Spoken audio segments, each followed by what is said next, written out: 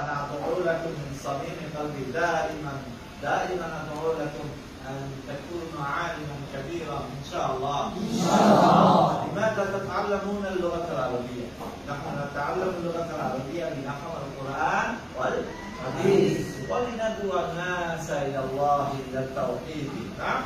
وسنسافر إن شاء الله سائر العالم إن شاء الله من بنغلاديش إلى باكستان وإنديا وأفغانستان مصر وسعودية عربية وكويت جابان فيجي. نعم إن شاء الله.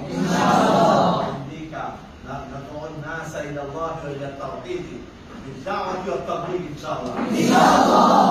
كل مستعدون؟ إن شاء الله. আমি ভাষা শিখছি আল্লাহকে রাজি খুশি করার জন্য, কোরআন হাদিস বোঝার জন্য।